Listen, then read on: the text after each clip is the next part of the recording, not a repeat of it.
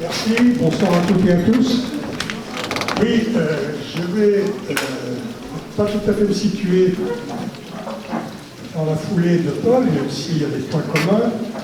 Je voudrais livrer quelques réflexions sur des éléments clés, à mon avis, sur ce que serait une politique alimentaire dans une commune comme Lyon et dans la métropole, mais sans aller très loin.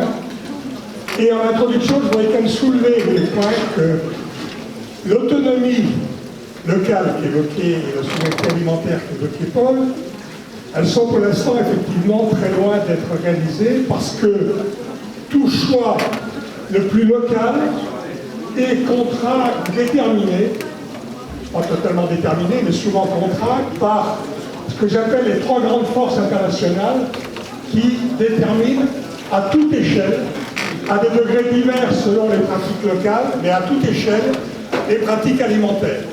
Ces trois forces, je les nomme rapidement, je ne développe pas, j'ai écrit des choses là-dessus. Ce sont effectivement les États puissants, les États-Unis en tête, mais l'Europe, la Chine, etc., qui sont capables de peser sur les marchés par des politiques monétaires, par des politiques réglementaires. Ça, c'est la première force. La deuxième force, c'est les normes libérales qui ont été notamment construites à l'OMC, mais pas que à l'OMC, dans plein d'organisations. Et le troisième point, évidemment, ce sont les grandes firmes internationales, que ce soit de la production agricole, de la transformation ou du commerce. Ces trois forces déterminent plein de choses. Quand vous vous battez, par exemple, sur « je veux assurer un prix juste à mes producteurs » et un prix juste aux consommateurs, qui soit un prix qui rémunère les producteurs. Si vous travaillez comme il faut le souhaiter, je m'expliquerai là-dessus tout à l'heure, face et dans le marché, vous avez beaucoup de mal effectivement à ce que les consommateurs aient l'occasion de saisir un prix juste, c'est-à-dire un prix qui rémunère correctement les travailleurs tout au long de la chaîne de production et de distribution, et ce prix étant lui-même très difficilement compatible avec le revenu et les conditions de travail des producteurs, notamment à l'agriculture, mais aussi dans l'agroalimentaire, dans la cueillette des fruits et des légumes, dans la main-d'œuvre internationale qui est très largement utilisée. Donc il ne faut jamais oublier, et je constate dans mes relations nombreuses sur ce sujet, que ces trois forces sont fréquemment oubliées et qu'on pense quelquefois qu'on peut régler les choses au niveau local. Je voudrais aussi insister rapidement, évoquer simplement, pardon, sans insister, sur le fait que la question de l'alimentation prend de la place, effectivement, dans tous les espaces publics, que ce soit en termes de politique ou en termes de mobilisation des citoyens, en termes de prise de conscience et en termes d'action, en lien avec la question notamment climatique. C'est dans ce contexte que je vais évoquer 4 points qui sont, à partir de mon expérience sur le terrain actuellement, je pourrais en dire 2 mots tout à l'heure, mais ce n'est pas le sujet de ce soir, qui me paraissent essentiels à prendre en compte dans l'élaboration d'une politique en matière alimentaire au niveau communal ou métropolitain.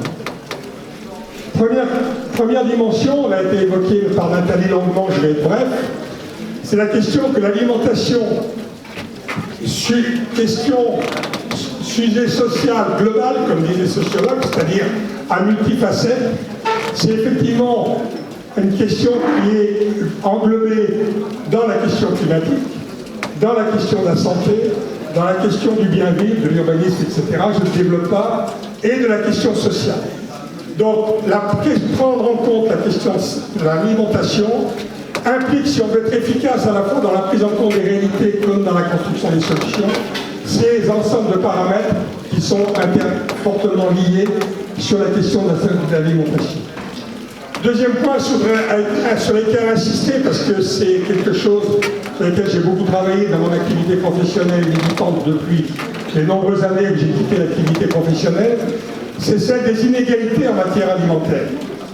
Très souvent, quel que soit le propos qui est tenu, on parle de résoudre la question alimentaire sans prendre en compte une de ces dimensions qui est essentielle, qui est celle des inégalités sociales et territoriales. Je suis actif notamment sur Mont-en-Velin, au lieu des inégalités sociales et territoriales, et régler la question alimentaire, améliorer la situation, pas régler, améliorer la situation, passe effectivement par la prise en compte de ces inégalités sociales et territoriales. J'y reviendrai tout à l'heure dans une des propositions.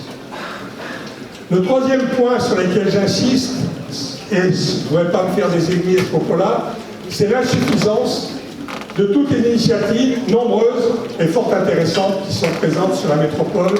On a parlé tout à l'heure des AMAP, l'ensemble des organisations fédérées dans la coopérative, dans un groupement qui s'appelle Le Vol, qui regroupe toutes les initiatives et d'autres à côté.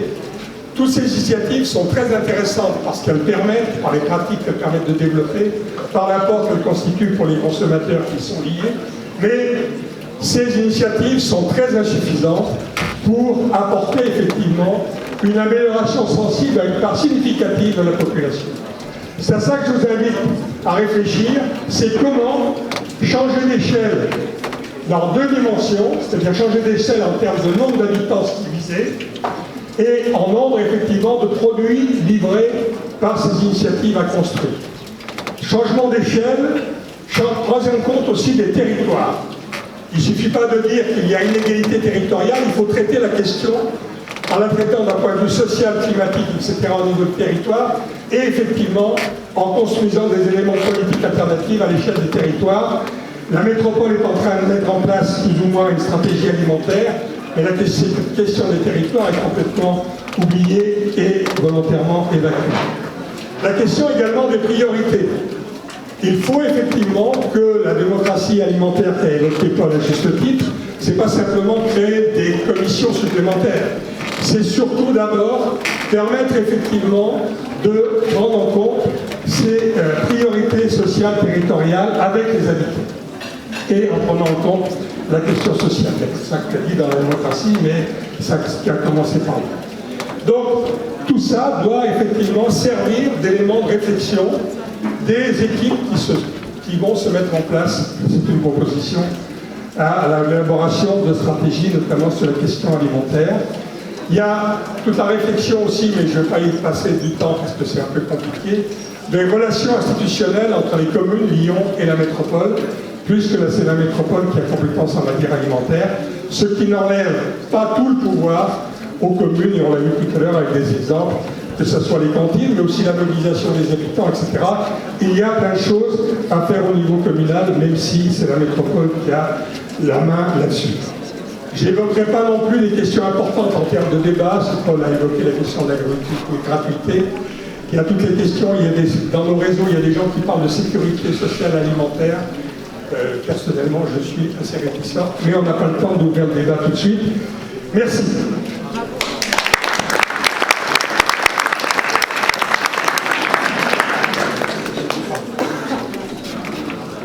Je m'en pionge. Merci Michel. On va enchaîner, et puis après c'est notre avant-dernière intervention. Et justement, Paul Ariès en a parlé, un membre de la Confédération paysanne, c'est Antoine Ariès. Bonsoir. Merci de m'avoir invité. Je vais parler assez brièvement. Voilà, je suis membre de la Confédération paysanne, donc du coup je suis paysan. Je suis aussi élu chambre et c'est vrai qu'on entend souvent beaucoup de discours sur il faut approvisionner au niveau local, il faut changer les pratiques agricoles, tout ça c'est vrai, c'est nécessaire. Le mieux c'est d'appeler les paysans pour savoir comment faire. Parce qu'on est souvent les derniers appelés, en fait, on a les bonnes idées, mais on n'a pas les personnes. Donc moi, voilà, je voudrais juste intervenir pour dire que par rapport aux enjeux qui sont soulevés ce soir, l'alimentation et l'agriculture, il y a un certain nombre de facteurs qui sont essentiels à prendre en compte. Pour nous, en tant que paysans, l'urbanisation est une menace. Je ne veux pas avoir les citadins comme des grands méchants, mais on a un problème réel, c'est le bétonnage des terres. Alors on accuse assez régulièrement, à juste titre, des projets comme le SMADEOR dont tu parlais, donc c'est 40 hectares à annoncer, c'est 110 hectares en réalité, on est en train de se battre là-dessus. On s'est battu contre la 45, on a gagné, on s'est battu contre l'OLN, on a perdu, voilà, c'est pas une science infuse. Et moi, je voudrais intervenir en disant, en fait, tous ces discours-là, toutes ces volontés-là, elles prennent cœur en un seul endroit, c'est la terre. Quand vous bétonnez des terres, vous perdez des terres agricoles. Et il n'y a pas de chemin dans le sens inverse. Une fois que c'est bétonné, c'est perdu. Donc dans ce sens-là, la question qui importe pour nous, pas tant sur la ville de Lyon en elle-même, plus la métropole et les alentours de la métropole, c'est de préserver les terres agricoles. C'est de dire oui, il y a conflit entre peut-être l'augmentation de la population, l'augmentation de l'activité industrielle et l'activité paysanne.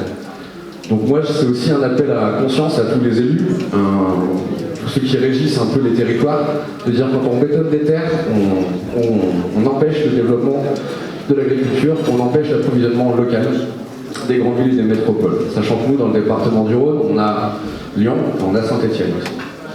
Ça fait beaucoup de monde à nourrir. Je voudrais, justement dans ce sens-là, il y a un système qui a été mis en place qui s'appelle le PSADER PENAP. Je vais vous donner 2 mots pour vous expliquer la complexité de la situation. Le PSADER PENAP, ça a été mis en place par le département il y a quelques années ça maintenant. C'est une mesure de protection des parcelles agricoles.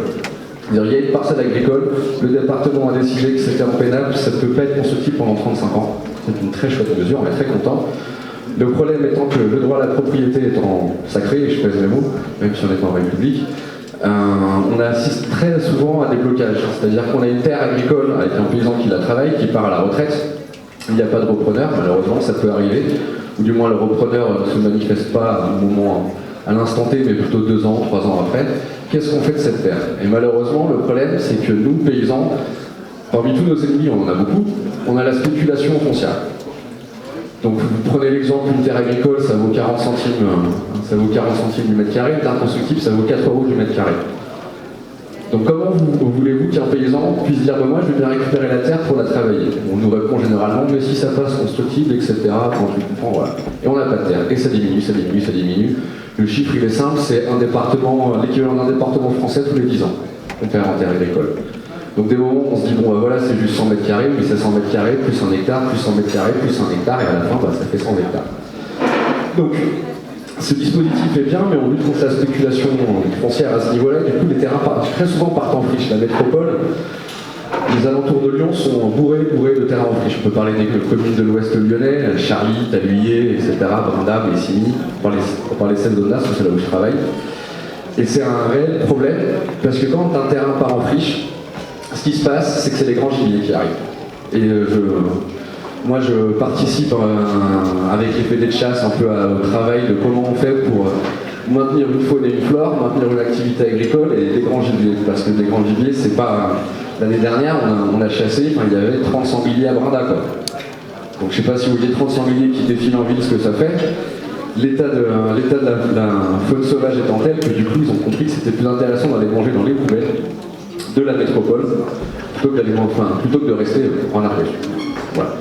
Donc il faut penser à ça, en fait. Ces terres-là, elles sont précieuses parce qu'on a besoin d'activités agricoles dessus pour approvisionner Lyon, la métropole, etc. Et on a aussi besoin de les travailler parce que quand on ne les travaille pas, ce sont des terres qui partent en friche et pour les paysans qui restent, c'est une catastrophe. Une véritable catastrophe. Il faut toujours avoir ça en compte, même si je sais que la chasse n'a pas bonne presse, c'est une réalité à avoir en tête. Je voudrais juste terminer rapidement, parce qu'on parlait d'alimentation, d'approvisionner les métropoles. Il y a un facteur, on va dire, qu'il faut garder en tête, c'est que il faut produire en quantité suffisante. Mais nous, à la Confédération paysanne, on se bat contre toutes les fermes usines, que ce soit les vivaches ou les fermes hors sol, parce que des légumes hors sol, c'est comme de la viande cellulaire, c'est pareil, il ne faut pas rêver. C'est exactement la même, vous me passez les mots. Donc se battre contre ça. Donc comment on fait? En fait, la réponse qui a été évoquée, c'est facile, c'est de dire on a un prestataire de service qui va les servir aux mines, etc. On va prendre des poireaux à profusion. En fait, on se demande de qui produit derrière, de où ces produits, ou alors on va trouver un moyen de mettre 4%, 40% de local. Nous, ce qu'on pense au contraire, c'est que c'est pas à grande échelle qu'on fait du local, en fait.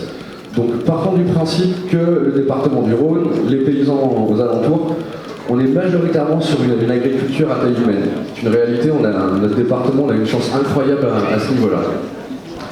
Donc ce qu'il faut garder en tête, c'est que c'est aux politiques, aux filières, de faire en sorte de travailler pour pouvoir inclure dans des projets de restauration collective des petits paysans. Parce qu'un petit paysan tout seul, il ne peut pas fournir 24 000 poireaux. Donc comment on divise cette filière-là comment on la multiplie, on multiplie les acteurs, on multiplie les lieux de production, les lieux de transformation, pour garder des approvisionnements locaux faits par les petits paysans. Voilà, la question elle est posée, on a toujours quelques idées, on est toujours prêt à les donner. Et je voudrais juste terminer sur le fait que on va parler Lyon, cité de la gastronomie, donc c'est un fait. N'oubliez pas de boire du Beaujolais s'il vous plaît, parce que c'est quand même le vin qui est fait chez nous. Et je voudrais juste insister sur le fait que si on veut préserver l'aspect gastronomique de cette ville, il faut inclure les paysans dans tous les travaux politiques, économiques et urbanistiques qui sont faits. Voilà, merci.